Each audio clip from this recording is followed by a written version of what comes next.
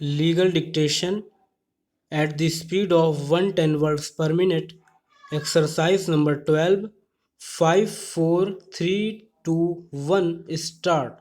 On an examination of the pleadings of two writ petitions, we find that the issues for consideration were all different in the petitions. Full stop. In the first petition, relief was sought under the Contract Labour Act, 1970 for abolition of contract labour system in the operation of canteen in the marketing establishment of IUC and for absorbing the canteen workers as employees of IUC. Full stop.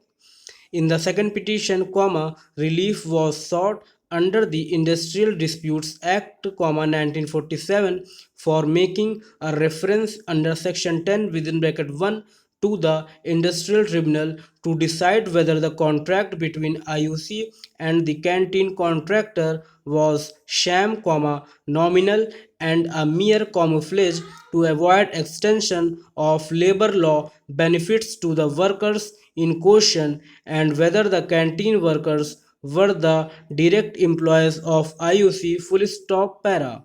The assumption that the appellant had taken inconsistent stands in the two writ petitions is not correct. Full stop. Even in the first writ petition, the appellant had contended that though the contractors changed from time to time, the workers in the canteen remained the same with continuity of service, that IUC had malified and illegally kept the workers as contract labor in order to keep them in a permanent state of insecurity and to deny them the ways and privileges available to permanent workers, that IUC was actually controlling and supervising the canteen, and that only as a camouflage, the contractor was shown as running the canteen to create a pretense that the workmen of IUC were the workers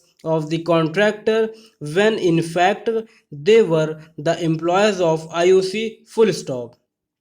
In short, the appellant had contended that the contract was sham and nominal, in the first petition. Full stop. Even in the second writ petition, the contention was that the contract was sham and a camouflage to avoid extending benefits of regular employees to the canteen workers. Full stop. Therefore, the High Court committed a serious error in assuming that in the first writ petition, the appellant had conceded that the contract between the IUC and the canteen contractor was valid and genuine, and that in the second writ petition, the appellant had taken a contrary stand, that the contract was sham and a camouflage. Full stop. Para.